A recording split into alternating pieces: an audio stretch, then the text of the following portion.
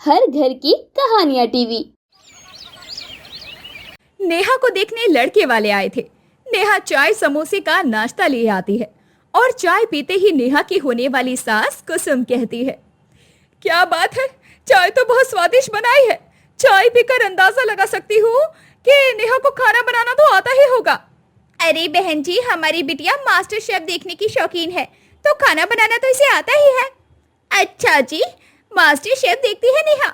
चलो फिर तो बहुत अच्छी बात है, खुशी की बात है। वो दरअसल बात यह है कि हम लोग खाने पीने के बहुत शौकीन हैं और हमें बढ़िया खाना खाना बहुत अच्छा लगता है। इसलिए हम अपने घर में ऐसी ही बहू लाना चाहते थे जो अच्छा खाना बनाना जानती हो। और ये तो बहुत अच्छी बात है कि नेहा बेटा मास्टर शेफ देखती है। हाँ, आपको नेहा से कभी कोई शिकायत का मौका नहीं मिलेगा। नेहा आपको रोज नए नए खाने की रेसिपी बनाकर खिलाएगी और देखना, नेहा के आते ही आप लोगों का वजन दोगुना हो जाएगा। चलिए फिर इंतजार किस बात का है बहन जी, कुछ ही महीनों बाद हम नेहा को विदा करके अपने घर ले आते हैं। हाँ हाँ, क्यों नहीं बहन जी, मेरे लिए इससे खुशी की बात और क्या होगी। एक माँ चाहती है कि उसकी बिटिया एक अच्छे घर में शादी करके जाए। ऐसे ही नेहा और राहुल का रिश्ता पक्का हो जाता है और कुछ ही महीनों बाद शादी भी हो जाती है। शादी के 2 दिन बाद कुसुम अपनी बहू की पहली रसोई के मौके पर पड़ोस की अनीता और कमला को भी घर पर बुलवाती है।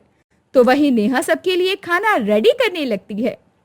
चलो, ऑलमोस्ट सारा खाना डन है, अब बस सबको पसंद आ जाए मेरे हाथों का खाना। बहुत मेहनत से बनाया है मैंने। बहू, खाना हो गया? हाँ माँ जी। चल ठीक है, खाना परोसने में मैं तेरी मदद करवा देती हूँ। कुसुम नेहा की मदद करवाती है खाना सर्व करने में और जैसे ही अनीता और कमला खाने का पहला निवाला खाती हैं। अरे कुसुम, ये क्या खिला दिया तुमने? अरे रे रे, अगर इसी तरह से हमारी बेइज्जती करनी थी तो यहाँ क्यों बुलाया खाने पर? अरे बाप रे, इतना बेस्वाद खाना हमने आज तक नहीं खाया। अरे कुसुम, याद है तुम हमारी बहू की पहली रसोई में आती थी तो उंगलियां चाट चाट कर खाना खाया करती थी, और हमारे लिए ऐसा खाना? अरे क्या बकवास करी जा रही हो तुम दोनों। अरे मेरी बहू को भी खाना बनाना आता है और वो मास्टर शेफ देखती है, वहीं से सारी रेसिपी सीखती है मेरी बहू। अरे मास्टर शेफ अगर ऐसा खाना बनाते हैं मास्टर शेफ देखकर, तो हमें नहीं खाना ऐसा खाना। चलो भाई यहाँ से। कुसुम को लगा कि शायद ये दोनों जानकर नेहा की बेइज्जती कर रही हैं, इसलिए कुसुम खुद खाने का निवाला खाकर देखती है। हे भगवान, यही इन औरतों को बुलाकर मैं खुद अपनी बेइज्जती करवा रही हूँ।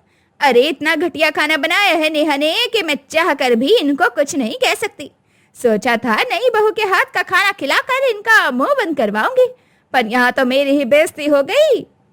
क्या हुआ, कहाँ खो गई तुम? अरे बस करो, खाना बहुत टेस्टी है। तुमको बस अपनी बहू के हाथ का खाना ज्यादा अच्छा लगता है, इसलिए जानबूझकर मेरी बेइज्जती कर रही हो। इसे कहते हैं अपनी गलती पर पर्दा डालना। कुसुम की बातें सुनकर अनीता और कमला उसका मजाक बनाकर वहां से चली जाती हैं, जिससे कुसुम को बहुत गुस्सा आता है और वो नई नवेली बहू को खूब सुनाती है, जिससे नेहा रोते हुए अपने कमरे में चली जाती है। मैं क्या करूं भगवान जी, अगर मुझसे अच्छा खाना नहीं बनता, मैं कोशिश तो करती हूँ ना। यहाँ आए मुझे दिन ही कितने हुए हैं, पर माँ जी मुझे समझने की बजाय सुनाने लगती है। तो वहीं कुसुम नेहा की मां ममता को फोन करके ताने मारते हुए कहती है, और बहन जी क्या हालचाल है आपके? हाँ बहन जी, सब अच्छा है, आप बताइए।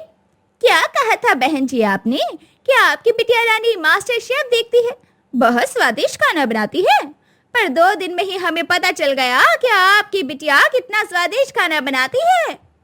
क्या हुआ बहन जी, कुछ बात हुई है क्या? अरे बस, आप जैसा झूठा इंसान मैंने आज तक नहीं देखा।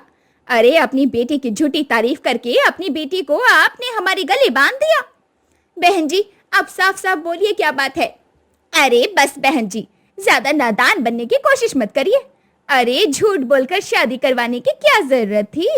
अगर हमें पहले पता होता कि आपकी बेटी को खाना बनाना नहीं आता, तो हम कभी उसे अपने घर की बहू नहीं बनाते।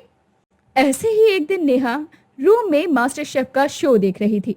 तभी कुसुम रूम में आती है और टीवी बंद करते हुए कहती है, ओ महारानी, देर भर टीवी देखकर हमारा बिजली का बिल बढ़ाएगी क्या? और ये क्या तू मास्टर शेफ देख रही है? अरे इसे देखना बंद कर दे, क्योंकि तुझ जैसे लोग अगर मास्टर शेफ देखें तो इससे शो की बेइज्जती होगी। माँ जी, आप ऐसा क्यों बोल रही हैं?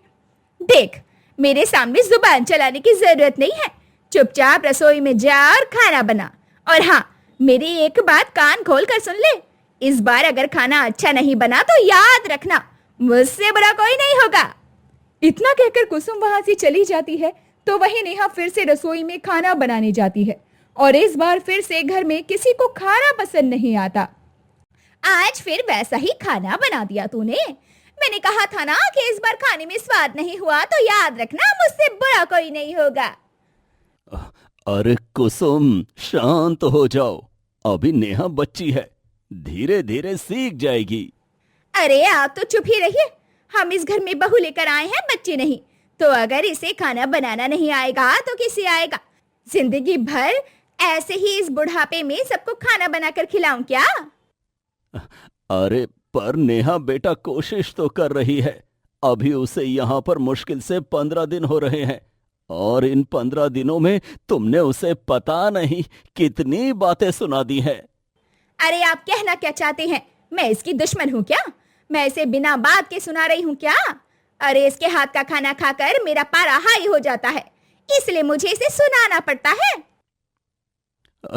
अरे पर अभी के लिए शांत हो जाओ। बेचारी इतनी गर्मी में मेहनत से खाना बना रही थी और तुम हो कि बिना बात में उसे सुनाए जा रही हो। बस करो, अब मुझे खाना ही नहीं है खाना। भूखे पेट जा रही हूँ सोने। सास गुस्से में बिना खाना खाए भूखे पेट सोने चली जाती है। यह देखकर नेहा को बहुत बुरा लगता है। बेचारी रोते हुए अपने कमरे में चली जाती है।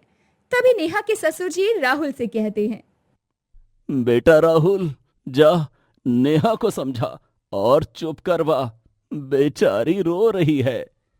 पापा, आप भी माँ को समझाओ। ठीक है। राहुल नेहा को समझाने जाता है तो वहीं मोहन भी कुसुम को समझाने जाते हैं। कुसुम, शांत हो जाओ और बात को ठंडे दिमाग से समझो। अगर नेहा की जगह हमारी बेटी होती और उसके साथ उसकी सास वैसा व्यवहार करती जैसा तुम करती हो नेहा के साथ, तो क्या ये ठीक होता? देखो, मुझे समझाने की कोशिश मत करो, अभी मेरा दिमाग बहुत खराब है। देखो, मैं इतना कहूंगा कि अगर नेहा को खाना बनाना नहीं आता तो तुम एक बार सास नहीं, माँ बनकर उसे खाना बनाना सिखाओ। हाँ हाँ, अब यही तो रह गया है। देखो, सच बोलूं तो अगर नेहा की जगह मेरी बेटी होती तो मुझे उसके लिए बहुत बुरा लगता। बुरा तो मुझे नेहा के लिए भी लग रहा है और तुम हो कि बात को समझने की कोशिश नहीं कर रही हो। आज हमारी बेटी जॉब और पढ़ाई के चक्कर में घर गृहस्थी में बिल्कुल भी ध्यान नहीं देती। कल को उसे भी तो ऐसी ही परेशानी होगी ना। अपने पति की बात सुनकर कुसुम को खुद पर बहुत ही ज्यादा शर्मिंदगी महसूस होने लगती है।